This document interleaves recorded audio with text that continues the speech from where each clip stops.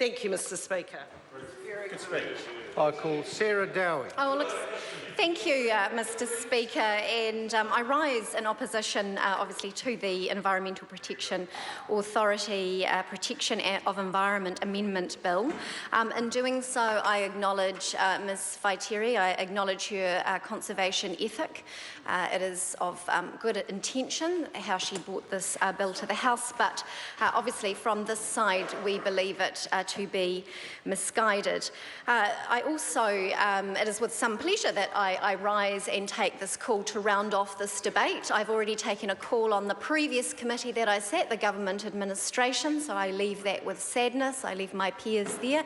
But I now join the Local Government and Environment Select Committee team, and I'm looking forward very much to some robust debate under the chairmanship of Mr Scott Simpson, although he did tell me, scare me with stories of baking rosters, and I don't really think that my baking is a way to career advancement. But nevertheless, I am on that committee, and I'm very pleased to be on the Local Government and Environment Committee because, of course, I have a strong interest in the environment, and that is how that was the pathway of how I entered into politics. It was through the blue-green movement of the National Party that I came to being where I am today. And of course, the Blue-Greens believe, the Blue-Green Caucus, the Blue-Green Policy Advisory Group of the National Party, believe in a balance between the use of environment and the protection of environment. And that balance is needed to advance an environmental, not only environmental cause, but an economic cause to create jobs and create wealth for our people.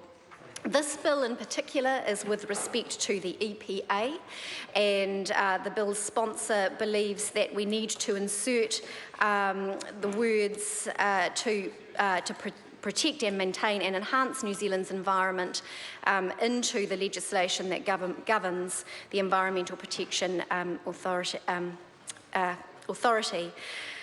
This is not needed because its mission statement is clearly set out and it is already doing that job.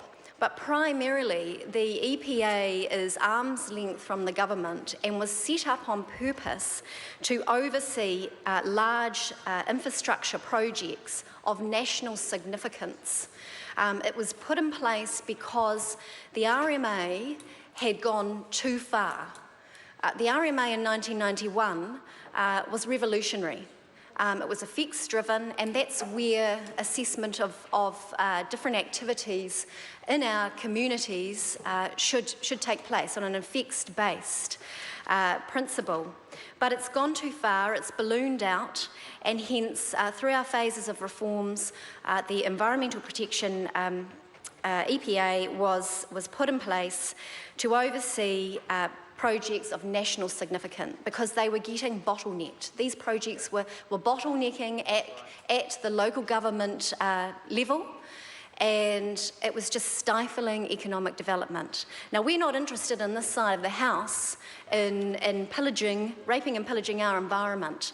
We know that our environment is the key to providing jobs and wealth, but that we also need to rely on that environment and protect it.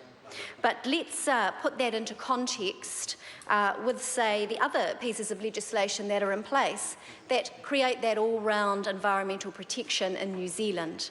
So if you look at acts on the other side, the more protectionism type acts like the Conservation Act, then we're talking about different styles of management. Recreational opportunities spectrum is what we use, and then we have designated areas such as wilderness areas where there is no development allowed. So that allows us to look at New Zealand as a whole and manage different areas in a way that creates a hierarchy of levels of protectionism.